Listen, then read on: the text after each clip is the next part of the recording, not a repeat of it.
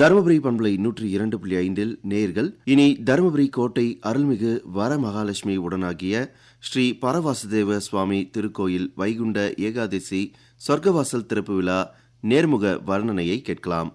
நேர்முக வர்ணனையாளர்கள் சவுந்தரபாண்டியன் மற்றும் ஜெயஸ் லீலவினோதன். நேயர்களை ஆலயத்திற்கு அழைத்து செல்கின்றோம். வணக்கம் லீலவினோதன். வணக்கம் ஞானப்பிரகாசம். இனிய நேயர்களுக்கு இனிய உற்சாகமான காலை வணக்கம், விடியல் வணக்கம். ஓங்கி உலகளந்த உத்தமன் பேர் பாடி நாங்கள் நம் பாவைக்கு சாற்று நீராடினால் தீங்களின்றி நாடெல்லாம் திங்கள் மும்மாறி பெற்று ஓங்கி பெரு செந்தமிழடு கைலூர் பூங்குவலை போதில் பொறிவண்டு கண்படுத்த தேங்காத கொக்கிலிருந்து சீர்ந்த முளைப்பற்ற வாங்கா குடம் நிறைக்கும் வள்ளல் பெரும் பசுக்கள் நீங்கா செல்வம் நிறைந்த எம்பாவாய் என்று நம்முடைய ஆன்மீக பெரியவர்கள் புகழ்ந்து பாடியிருக்கிறார்கள். அவ்வளவு சிறப்பு வாய்ந்த இன்றைய சொர்க்கவாசல் சிறப்பு விழாவானது நம்முடைய தர்மபுரி பண்பலை 102.5 தர்மபுரி கோட்டை பெருமாள் கோயிலிலிருந்து நேரடியாக இந்த நேரலை ஒளி உலாவர காத்திருக்கிறது. எங்கு பார்த்தாலும் இங்கு பக்தர்கள் கோட்டை பெருமாள் கோயில் அருகிலே கூடி இருக்கிறார்கள். இந்த விடியற்காலை பொழுதிலே மங்கள நான் ஒலித்துக் கொண்டே இருக்கிறது. சொர்க்கவாசல் சிறப்புக்காக தருமபுரி மாவட்டத்தின் பல்வேறு பகுதிகளிலிருந்து மக்கள் வந்த வண்ணம் இருந்து கொண்டே இருக்கிறார்கள். பொதுவாகவே ஏகாதசி என்பது வருடத்திற்கு 24 அல்லது 25 முறை வருகிறது. ஏறத்தாழ 15 நாட்களுக்கு ஒரு முறை இந்த ஏகாதசி விரதம் கடைபிடித்து வருகிறது. அது மட்டுமல்ல, மார்கழி மாதம் இந்த விரதம் கடைபிடிக்கப்படுகிறது. 15 நாட்களுக்கு ஒரு முறை இவை கடைபிடிக்கப்படுகிறது. அதாவது அமாவாசை பௌர்ணமிக்கு அடுத்து வருகிற 11வது நாள் ஏகாதசி விழாவாக போற்றப்படுகிறது. இத்தனை சிறப்புகள் வாய்ந்ததுதான் நம்முடைய சொர்க்க வாசல் சிறப்பு விழா.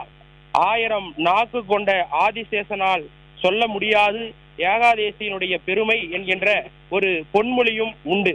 பொதுவாகவே நாம் துளசி தண்ணீரை குடிக்க வேண்டும். அப்போது இந்த விரத நாட்களிலே உடல் தூய்மையாகும். உடல் மட்டும் தூய்மையானால் போதாது, மனமும் தூய்மையாக வேண்டும் என்பதற்காகத்தான் இந்த விரதம் கடைபிடிக்கப்படுகிறது. மனம், வாக்கு, காயம் என்று சைவ சித்தாந்தம் 96 தத்துவங்களை கொண்டது. அவற்றை பற்றியெல்லாம் நாம் தொடர்ந்து கேட்போம். இப்போது நம்மோடு இணைகிறார் வருணையாளர் ஆசிரியர் சவுந்தரபாண்டியன் அவர்கள். அனைத்து ஆன்மீக நேயர்களுக்கும் அன்பான வணக்கங்களை தெரிவித்துக் கொள்கிறேன். உயர்வர உயர்நலம் உடையவன் எவனவன், மயர்வர மதிநலம் அருளினன் எவனவன், அவர் வரும் அமரர்கள் அதிபதி எவனவன், துயரரு சுடரறி தொழுதலன் மனனே. உயர்வாரா உயர்நலம் உடையவன் யாவன் அவன், மயர்வாரா மதிநலம் அருளினான் யாவன் அவன், அயர்வரும் அமரர்கள் அதிபதி அவன், அவன் துயராறு சுடரோடி தொழுவேலு என் மனனே என்கிற இன்றைய பாசுரத்தை உங்கள் முன்னால் கூறி என்னுடைய வர்ணனையை தொடங்குகிறேன். பொதுவாக தருமபுரி மாவட்டம் கோட்டை பகுதியில் இருக்கக்கூடிய வரலட்சுமி உடனாகிய பரவாசுதேவ கோவிலில் நாங்கள் தற்பொழுது இருந்து கொண்டிருக்கிறோம். பொதுவாக இந்த கோவிலானது பல்வேறு வரலாற்று சிறப்புகளை தன்னகத்தே கொண்டுள்ளது. குறிப்பாக 8ஆம் நூற்றாண்டில் கட்டப்பட்ட மிக பெருமைக்குரிய கோவிலாகும் இக்கோவில். அது மட்டுமல்ல, பொதுவாக பெருமாள் 3 கோலங்களில் காட்சியளிப்பார். ஒன்று நின்ற கோலம், இன்னொன்று படுத்த கோலம், இன்னொன்று அமர்ந்த கோலம் என்று சொல்வார்கள். அந்த அடிப்படையில் கோட்டை பரவாசுதேவ கோவிலில் பெருமாளானவர் அமர்ந்த கோலத்தில் காட்சியளிக்கக்கூடிய சிறப்பு இந்த கோவிலுக்கு உண்டு. அதோடு கூடுதல் சிறப்பு என்னவென்று சொன்னால், பரவாசுதேவர் வரமகாலட்சுமியை தன் மடியில் அமர இருக்கக்கூடிய மிகப்பெரிய சிறப்பையும் தன்னக கொண்டதுதான் கோவிலாகும். குறிப்பாக தர்மபுரி கோட்டை பரவாசுதேவ கோவில் ஒவ்வொரு வருடமும் பரமவாசல் சிறப்பு விழா, சொர்க்கவாசல் சிறப்பு விழா மிக சிறப்பாக, அதே இந்த மிக சிறப்பாக பெற்றுக் கொண்டிருக்கிறது. குறிப்பாக கோவில் முழுவதும் பூக்களால் விளக்குகளால் அலங்கரிக்கப்பட்டிருக்கக்கூடிய ஒரு அற்புதமான நிகழ்ச்சி நடைபெற்றுக் கொண்டிருக்கிறது. காலை விடியற்காலை 4 மணிக்கே இங்கு பக்தர்கள் கூட்டம் அலைமோதி கொண்டிருக்கிறது என்று சொன்னால் அது மிகையாகாது.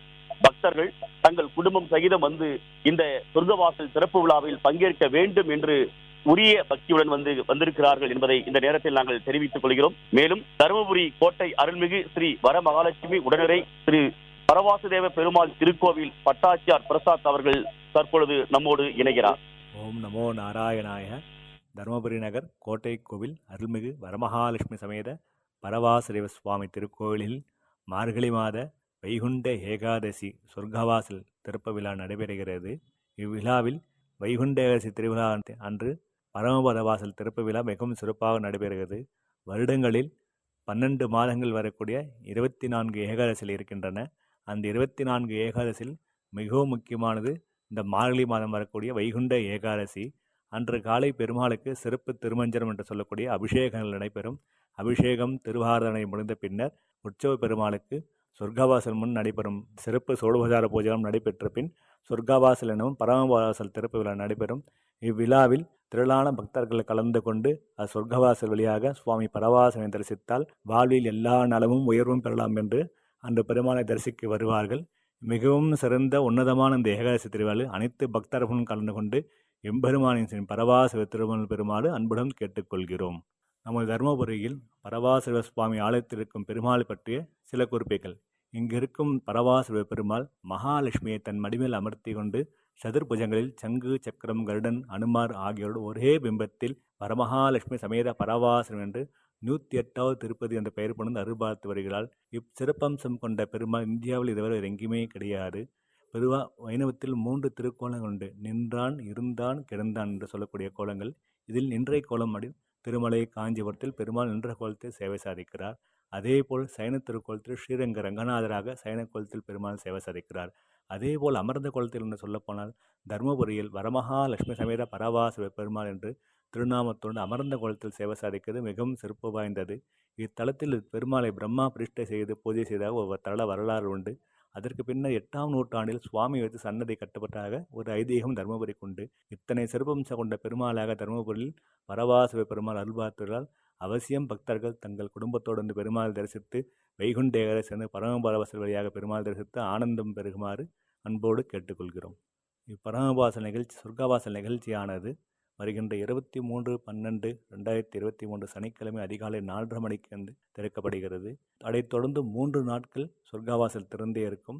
சொர்க்கவாசல் வழியாக இந்த 3 நாட்களும் பெருமாள் தரிசனம் பண்ணினால் வாழ்வில் உன்னதமான நிலையை அடையலாம். பெருமாள் திருவடிகளை நாம் சேவித்து எல்லாம் இன்பமும் பெறலாம் என்று ஒரு ஐதீகமாக இருக்கிறது. அதனால் அவசியம் பக்தர்கள் இவ்விழாவில் கலந்து கொண்டு சிறப்பிக்குமாறு கேட்டுக்கொள்கிறோம். திருகாலே வந்துன்னை சேவித்தே உன் பொற்றா மல்லியை போற்றும் பொருள்கேளாய் குற்றவேல் துண்ணும் குளத்தில் பிறந்து நீ குற்றவேல் எங்களை கொல்லாமல் போகாதே இற்றை பறைகொள்வாய் அன்றுகான் கோவிந்தா இற்றைக்கும் மேலேல் பிறவைக்கும் உந்தன்னோடு உற்றே நாம் ஆட்சி செய்வோம் மற்றங்கள் காமங்கள் மாற்றேலோர் எம்பாவாய். பொதுவாக மார்கழி மாதங்களில் ஆண்டாள் திருப்பாவை நோன்பு என்று இருப்பார்கள். அந்த திருப்பாவை மார்கழி 30 நாளும் ஆண்டாள் தாயாருக்கு தினமும் திருப்பாவை சேவித்து இருந்துட்டு ஆண்டாள் நோன்பு பாவை நோன்பு இருப்பது வழக்கம்.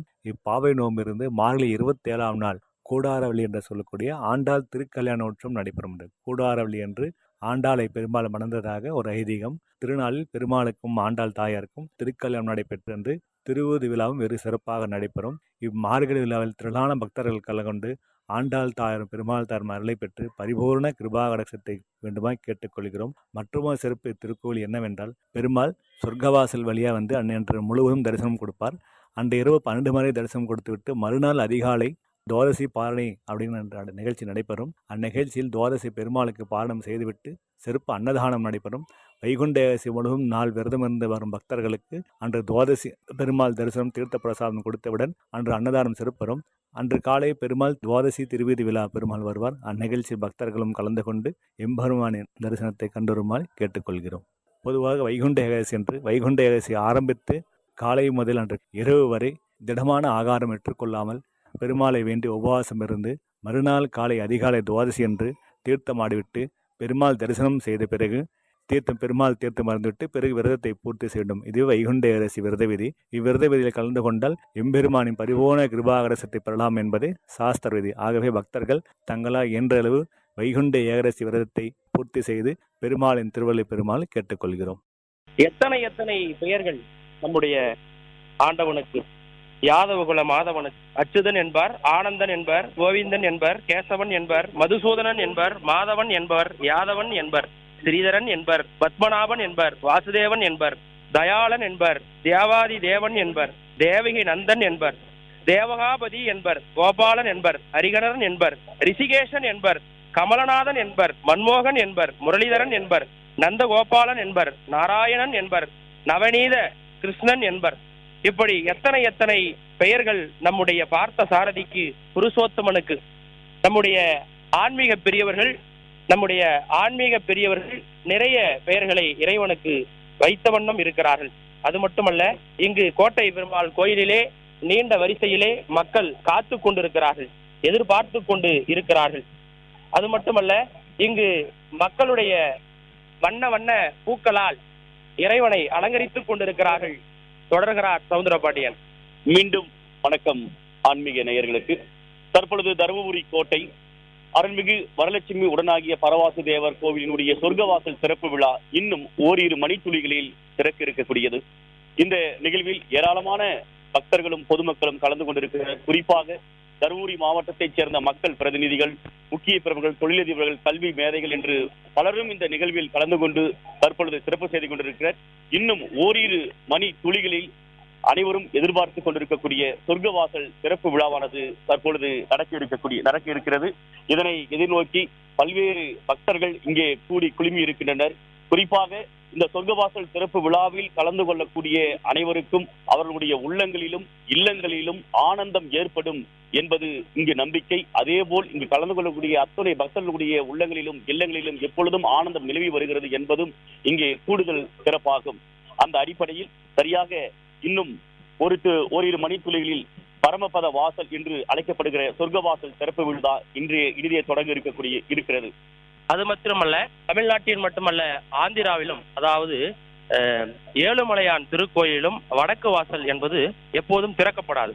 இது போன்ற யாகாதேசி, இது போன்ற சொர்க்க வாசல் திறக்கப்படுகிற அன்று மட்டும்தான் வடக்கு வாசல் திறக்கப்படுகிறது என்கின்ற நம்பிக்கை தொடர்ந்த வண்ணம் இருக்கிறது. இந்த ஏகாதேசி திருவிழாவை காணுவதற்காக அது ஏகாதேசி திருவிழா என்பது மோட்ச வாசல். இப்பொழுது அனைவரும் ஆர்வத்தோடு காத்திருக்கக்கூடிய வடக்கு வாசல் திறக்கப்பட்டிருக்கிறது. நம்முடைய ஆன்மீக நண்பர்கள் எல்லோரும் மங்கள இசையோடு வாத்தியத்தோடு இப்பொழுது திறந்து விட்டார்கள் சொர்க்க வாசலை. எல்லோரும் ஆர்வத்தோடும் மங்கள இசையோடும் இருக்கிறார்கள். அது மாத்திரமல்ல, நிறைய பேர் ஆர்வத்தோடு எதிர்பார்த்து காத்திருந்த, இதை பார்ப்பதற்கு கோடான கோடி கண்கள் வேண்டும் என்று சொல்வார்கள். அந்த கண்களோடு இதை பார்ப்பதற்கு மக்கள் ஆர்வத்தோடும் மங்கள நான்களோடும் தொடர்ந்து மங்கள இசை ஒலிக்க பெருமாளுடைய அந்த அற்புத காட்சியை பார்ப்பதற்காக எல்லோரும் காத்து கொண்டிருக்கிறார்கள். ஏகாதேசி பெருவிழாவானது தர்மபுரி கோட்டை பெருமாள் கோயிலிலே நம்முடைய பட்டர் அவர்கள் மந்திரம் சொல்ல மங்கள ஓசை ஒலித்த வண்ணம் இங்கு தருமபுரி மாவட்டத்திலே மிகவும் சிறப்பாகவும் சீரோடும் நடைபெற்றுக் கொண்டிருக்கிறது.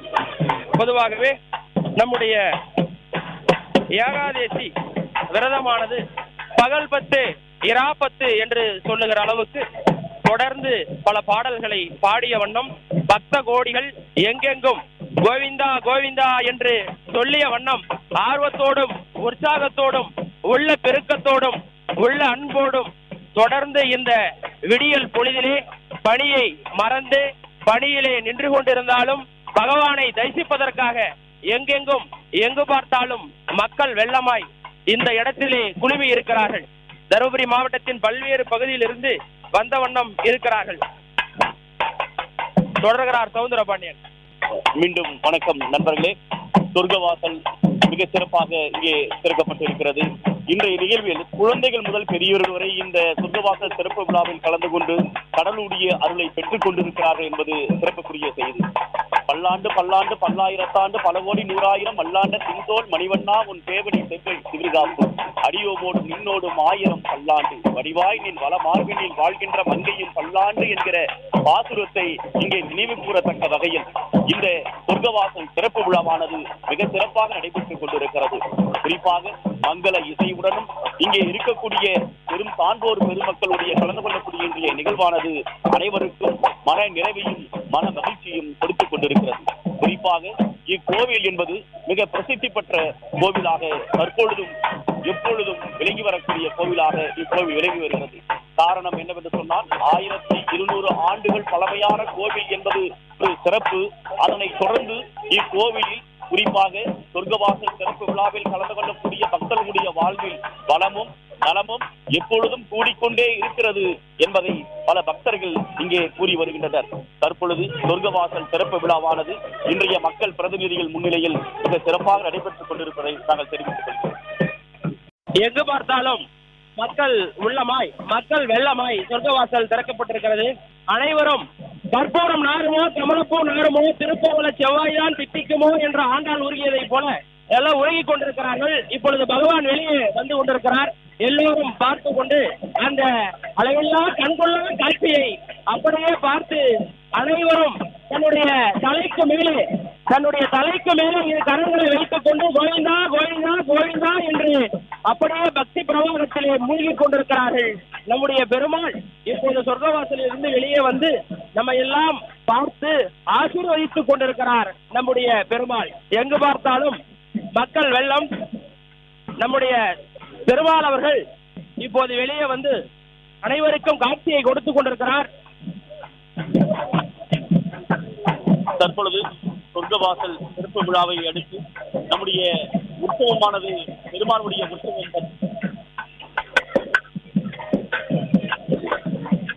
தற்பொழுது சொர்க்கவாசல் திறப்பு விழாவை அடுத்து பெருமாளுடைய உற்சவம் மிக சிறப்பாக நடைபெற்றுக் கொண்டிருக்கிறது. இந்த உற்சவத்தில் பக்தர்கள் தாங்களாகவே அந்த உற்சவத்தில் ஈடுபட்டு தன்னார்வத்தோடு செயல்பட்டு வருவது என்பது அனைவரையும் மெய்சிலிருக்க வைக்கிறது.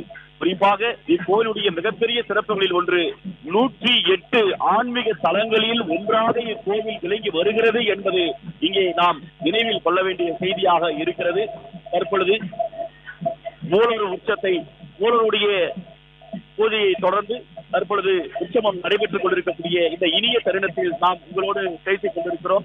இந்த தருணத்தில் இங்கே பக்தர்கள் கூட்டம் குடும்பமாக குழந்தைகளாக இங்கே வந்திருப்பது என்பது கண்கொள்ளா காட்சியாக நமக்கு இங்கே காட்சி அளிக்கிறது. இங்கே குறிப்பாக சொல்ல வேண்டும் என்று சொன்னால் பெண்கள் கூட்டம் திருப்பாவையை அழகாக தங்கள் இனிய குரலில் பாடி, மார்கழி மாதம் என்று சொன்னாலே திருப்பாவை என்பது அனைவருக்கும் நினைவுக்கு வரும். அந்த அடிப்படையில் தருமபுரி மாவட்டத்தைச் சேர்ந்த பெண்கள் தங்கள் இனிய குரலின் திருப்பாவைகளை பாடி இந்த சொர்க்கவாசல் சிறப்பு விழாவில் அனைவரையும் மெய்சிலிருக்க வைத்திருக்கிறார்கள் என்று சொன்னால் அது மிகையாகாது. அந்த அடிப்படையில் இன்று 4:30 மணி அளவில் இந்த கோட்டை கோவில் முழுக்க பக்தர்களால் நிரம்பி வழிகிறது என்பது இந்த கோவிலுடைய மிக சிறப்பாக கருதப்படுகிறது. குறிப்பாக இந்த கோவில் முழுக்க வண்ண மலர்களால், வண்ண விளக்குகளால் அலங்கரிக்கப்பட்டு இருப்பது என்பதும் இங்கே அனைவரையும் கவர்ந்திழுக்கக்கூடிய செய்தியாக இருக்கிறது. குறிப்பாக மங்கள இசையுடன், மக்கள் பிரதிநிதியுடன் இன்றைய இந்த மாவட்டத்தினுடைய முக்கிய பிரமுகர்கள் அனைவரும் கலந்து கொண்டு இன்றைய நிகழ்வில் கலந்து கொண்டிருக்கிறார்கள். இந்த கண்கொள்ளா காட்சியை பார்ப்பதற்காக கோவிந்தா கோவிந்தா கோவிந்தா என்று மக்கள் உருகிக் கொண்டிருக்கிறார்கள். இறைவனும் வெளியே வந்துவிட்டார். உற்சவத்தை பார்த்து ரசித்துக் கொண்டிருக்கிறார்கள். இந்த இனிய நேரத்திலே நம்மோடு இணைகிறார் மூத்த அறிவிப்பாளர் விஜயலட்சுமி ராம்குமார் அவர்கள்.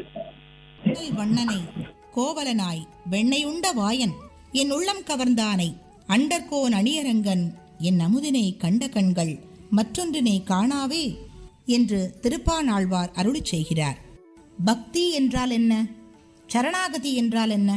பக்தி என்பது வேறு, சரணாகதி என்பது வேறு.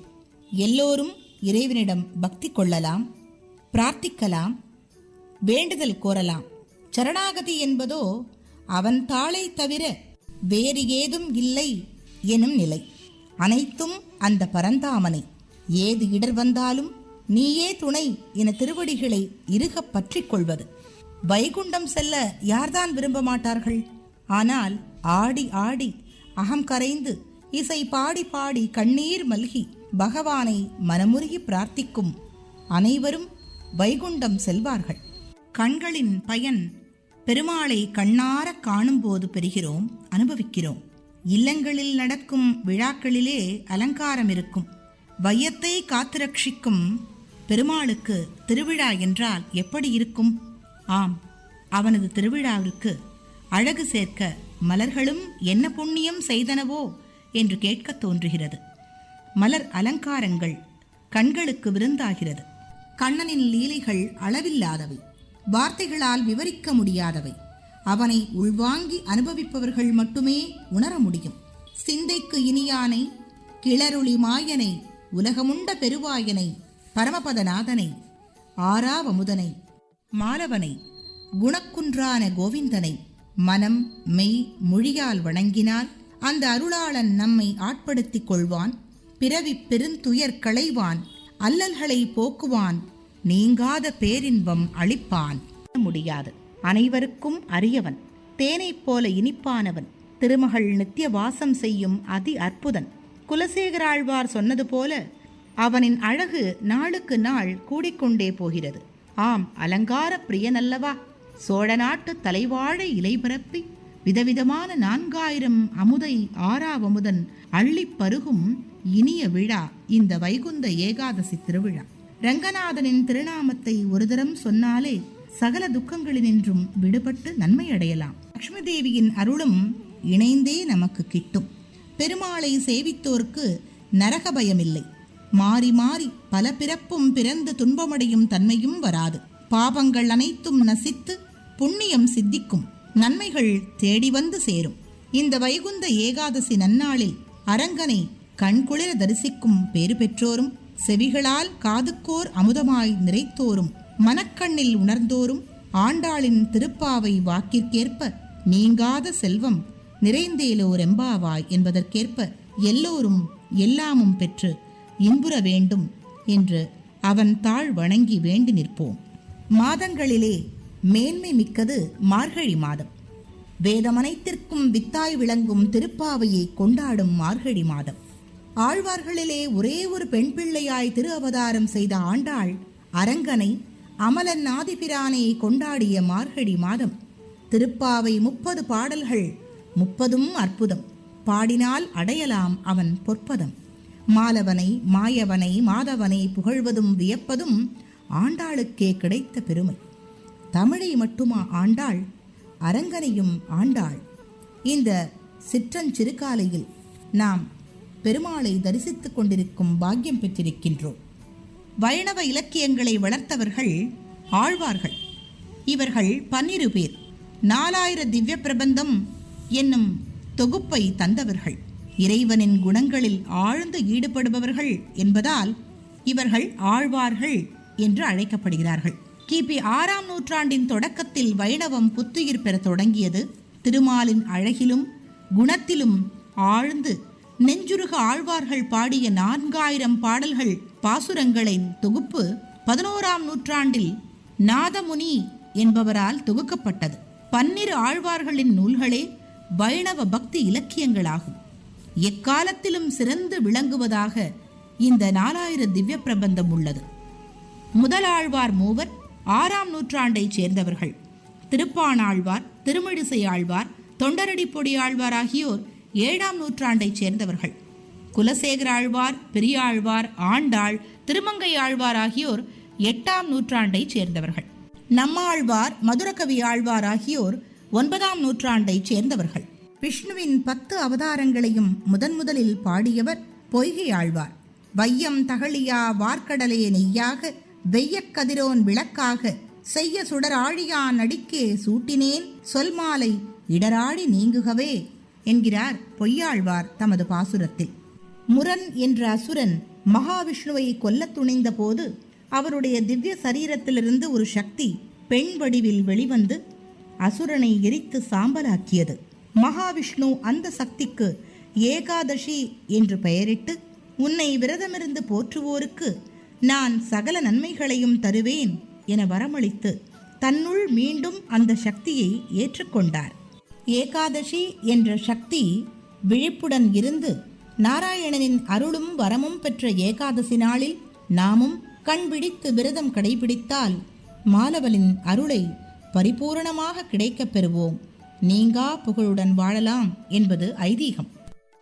வடக்கு வாசல் வழியாக புறப்பட்ட பெருமாள் அப்படியே கோயிலுக்கு புறத்தில் இருக்கக்கூடிய மண்டபத்தை நகர்த்தப்பட்டம் ரசித்தார்கள்.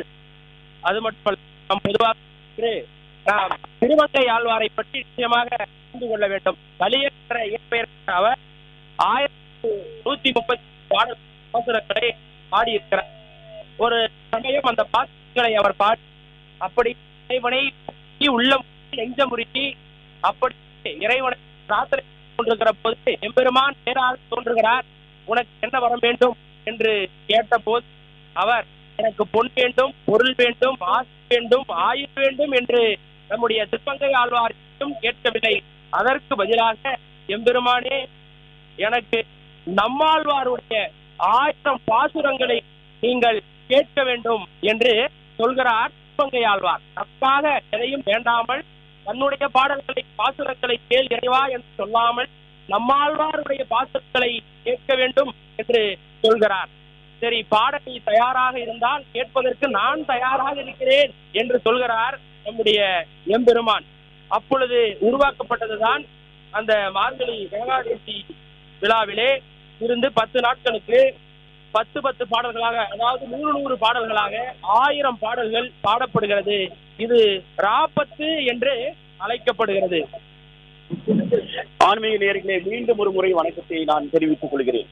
சரியாக விடியற்காலை 3 மணியிலிருந்து 3:30 வரை மூலவருக்கு சிறப்பு பூஜை செய்யப்பட்டது. 3:30 4 மணி வரை உற்சவ பெருமாளுக்கு சிறப்பு பூஜை செய்யப்பட்டது. சரியாக 4:25 மணிக்கு சொர்க்கவாசல் சிறப்பு விழா நடைபெற்று உற்சவ பெருமாளுக்கு உற்சவம் நடைபெற்றுக் கொண்டிருக்கிறது. குறிப்பாக பக்தர்கள் அனைவரும் காண வேண்டுவதற்காக தருமபுரி கோட்டை கோவிலில் இருக்கக்கூடிய ஸ்ரீவாரி மண்டபத்தில் அவருடைய தரிசிக்க அங்கே ஏற்பாடு செய்யப்பட்டிருக்கிறது. மேலும் 108 புண்ணிய தலங்களில் ஒன்றான இக்கோவிலில் இன்று இரவு முழுக்க பக்தர்கள் வந்த வண்ணம் இருப்பார்கள். அவர்களுக்கு குறிப்பாக இந்த நிர்வாகத்தினர் சார்பிலும் அரசு சார்பிலும் வருகின்ற அனைவருக்குமே இனிப்பு வழங்கப்படுகிறது என்பதும் ஒரு கூடுதல் சிறப்பு செய்தியாக இங்கு சொல்லப்பட்டு வருகிறது. பல்லாண்டு பல்லாண்டு பல்லாயிரத்தாண்டு பல கோடி 100,000 பல்லாண்டு பின்போல் பணிவண்ணா உன் சேவடி செவ்வி திருகாப்பு என்கிற பாசுரத்தை மீண்டும் உங்களுக்கு ஒரு முறை சொல்லி இந்த சொர்க்கவாசல் சிறப்பு விழாவில் கலந்து கொண்ட அனைவரும் கடவுளுடைய அருள் பெற்று அவருடைய வாழ்வும் வளமும் நலம் பெற வேண்டிக் கொள்கிறோம் எங்களின் சார்பில். குறிப்பாக இந்த சொர்க்கவாசல் சிறப்பு விழாவில் அனைவரும் கலந்து கொண்டு அருள்மிகு வரலட்சுமி உடனாகிய பரவாசு தேவனுடைய அருளை பெற்றுச் செல்லுமாறு அன்போடு நாங்கள் கேட்டுக் கொள்கிறோம். நாராயணனை போற்றி, நாராயணனை போற்றி, நாராயணனை போற்றி. இந்த நிகழ்ச்சியை சொர்க்கவாசல் நேரலை நிகழ்ச்சியை தன்னுடைய செவிகள் வாயிலாக கேட்டுக் கொண்டிருந்த அத்தனை பக்தி கோடிகளுக்கும் பெருமாள் நிச்சயமாக அருள் செய்வார் என்பதில் எந்தவித மாற்றமும் இல்லை. கேட்டு ரசித்த அனைவருக்கும் நன்றியை தெரிவித்துக் கொண்டு நாங்கள் நிலையம் திரும்புகிறோம்.